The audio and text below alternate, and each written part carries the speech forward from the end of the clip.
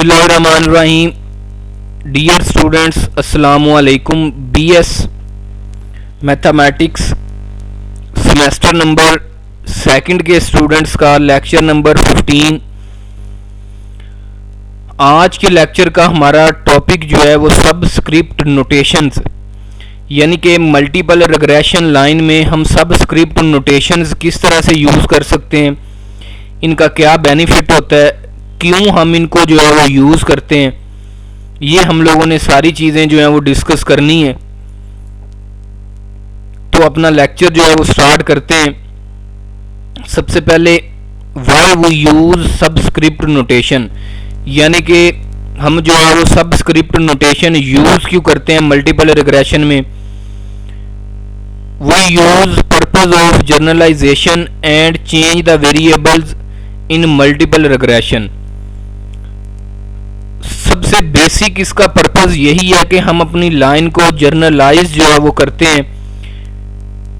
हम किसी भी व्यक्ति, क्योंकि इसमें मल्टीपल रिग्रेशन में ज्यादा वेरिएबल्स होते हैं, हम किसी भी वेरिएबल को जो है वो डिपेंडेंट वेरिएबल बना सकें।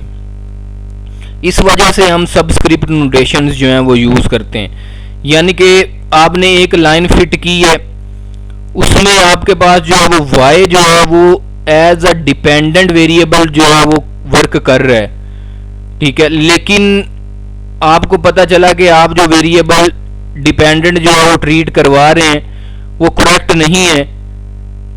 आपको जो है वो x1 को जो है वो डिपेंडेंट वेरिएबल रखना चाहिए, तो आप उसको रिप्लेस आसानी से कर सकें, यानी कि x1 को y के साथ आप रिप्लेस जो है वो आसानी से कर लें। इसलिए हम जो है वो सबस्क्रिप्ट नोटेशंस का जो है वो इस्तेमाल करते हैं। The variables is interchange the dependent variable and independent variable, ठीक है जी। यानी कि वेरिएबल्स को आप डिपेंडेंट और इनडिपेंडेंट को आसानी के साथ जो है वो इंटरचेंज उनको कर लें। इस वजह से हम सबस्क्रिप्ट नोटेशन जो है वो यूज करते हैं। The individual y value is case of the multiple linear regression with two independent variable, ठीक है जी। ये जो है मल्टीपल लीनियर रिग्रेशन के लिए जो है हम यूज करते हैं, जिसमें जो है टू इंडिपेंडेंट वेरिएबल होते हैं। इसको इंट्रोड्यूस करवाने वाला, introduce by subscript notation is introduced by G योंडो यॉल 1871 to 1951 से इसका टाइम पीरियड था। इस टाइम पीरियड में इसने जो है वो सबस्क्रिप्ट नोटेशंस जो है वो इंट्रोड्यूस करवाई थी, ठीक है जी। तो यूजिंग यॉल्स नोटेशंस, हम नोटेशंस किस तरह से यूज कर सकते हैं अपने रिग्रेशन मल्टीपल रिग्रेशन लाइन में, उस पर जो है वो मूव करते हैं। जब भी हम जो है वो अपनी सबस्क्रिप्ट नोटेशंस यूज करेंगे तो उस वक्त जो है वो हमारे पास y वेरिएबल नहीं रहेगा, उसकी जगह पर x वेरिएबल जो है वो आ जाएगा। यानी कि हमारी पूरी लाइन जो है वो x वेरिएबल्स की नोटेशन में जो है वो कन्वर्ट हो जाएगी। x1i is equal to beta 1 dot 23, ठीक है जी, plus beta 1 2 dot 3 x2i plus beta 1 3 dot 2 x3i plus error term, ठीक है जी। Where number 1 is denoted the dependent variable. आपको इस पूरी इक्वेशन में जहां पर भी 1 नजर आएगा वो आपका डिपेंडेंट वेरिएबल को शो कर रहा होगा, ठीक है जी। यहां पर ये 1 है, ये आपका डिपेंडेंट वेरिएबल है। राइट साइड पर बीटा में भी 1 है, ये भी आपका डिपेंडेंट वेरिएबल को शो कर रहा है। इधर जो है सेकंड स्लोप जो है, फर्स्ट स्लोप जो है वहां पे भी 1 है, यहां पर भी जो है ये आपका डिपेंडेंट वेरिएबल है।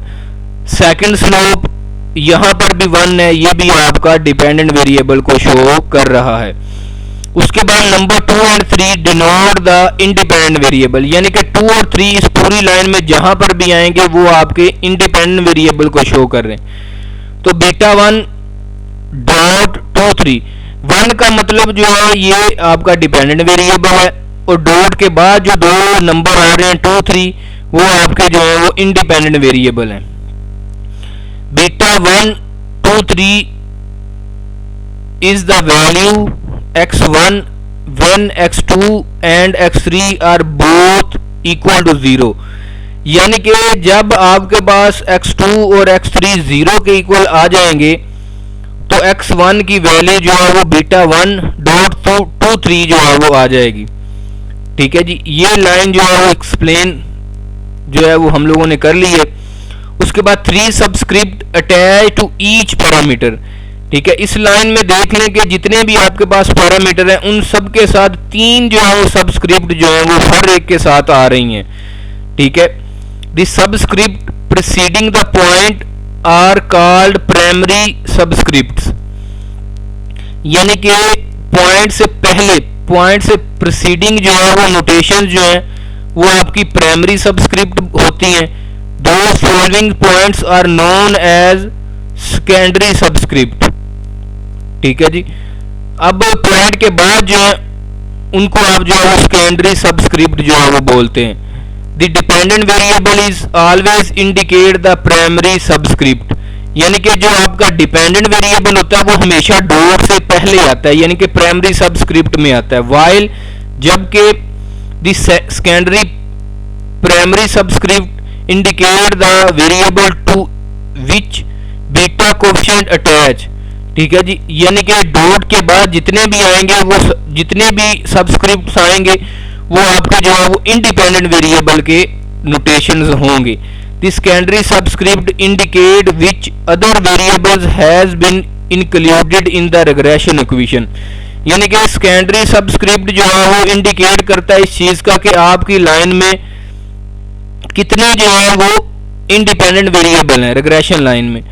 तो लाइन वाइज हम इसको जो है वो किस तरह से कर सकते हैं। ऊपर हम लोगों ने पॉपुलेशन की जो है रिग्रेशन लाइन जो है वो यूज की थी। अब सैंपल की तो 3 वेरिएबल्स हैं हमारे पास, यानी कि 2 रिग्रेसर्स तक हम जो है वो डिस्कस करते हैं मल्टीपल रिग्रेशन को।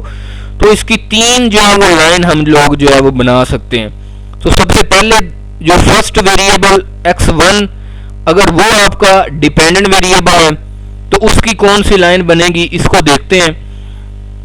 x1 hat is equal to b1 dot 2 3 plus b1 2 dot 3 x2 plus b1 3 dot 2 x3। ठीक है जी, ये आपके पास जो है वो फर्स्ट लाइन बनेगी जब आपका x1 जो है वो डिपेंडेंट वेरिएबल होगा। अगर आप x2 को डिपेंडेंट वेरिएबल बनाना चाहते हैं तो उसकी सेकंड लाइन है x2 hat is equal to b2 dot 1 3 plus b2 3 dot 1 x3 plus b2 1 dot 3 x1। ठीक है जी, इस तरह से आप जो है देख ले कि वेरिएबल्स को हम इंटरचेंज कर रहे हैं। और अगर आप x3 हैट को जो है वो अपना डिपेंडेंट वेरिएबल बनाना चाहते हैं तो इस सूरत में x3 hat is equal to b3 dot 1 2 plus b3 1 dot 2 x1 plus b3 2 dot 1 x2। ठीक है जी, इस तरह से आप जो है अपनी तीनों लाइंस जो है वो बना सकते हैं। और इन तीनों लाइन में आप देख लें कि कोई भी वेरिएबल जो है वो 3 वेरिएबल यूज हो रहे हैं, तीनों में से कोई भी वेरिएबल जो है वो आप डिपेंडेंट वेरिएबल के तौर पर जो है उसको यूज कर सकते हैं। उसके बाद simple regression line in multiple regression, simple linear regression in form of multiple regression.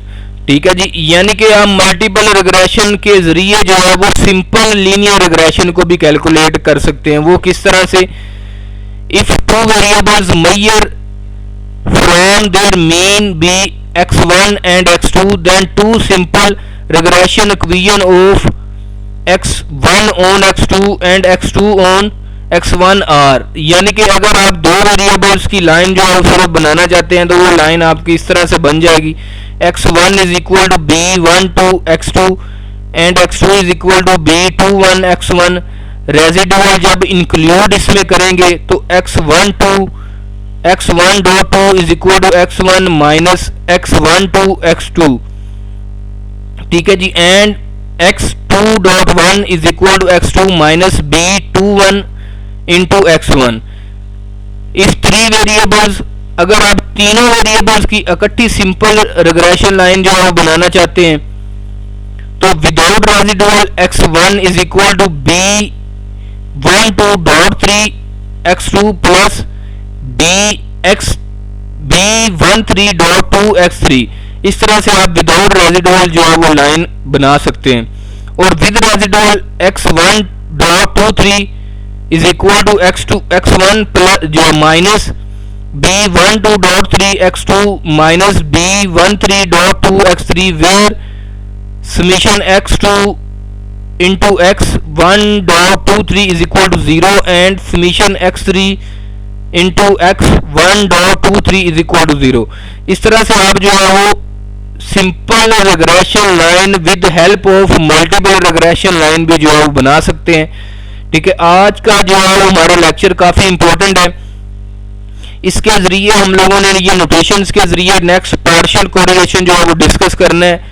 इसकी आप जो है प्रैक्टिस करें, इसके क्वेश्चंस एक्सरसाइज में मौजूद हैं। उम्मीद है कि आपको आज के लेक्चर की जो है समझ आ गई होगी। Thank you very much.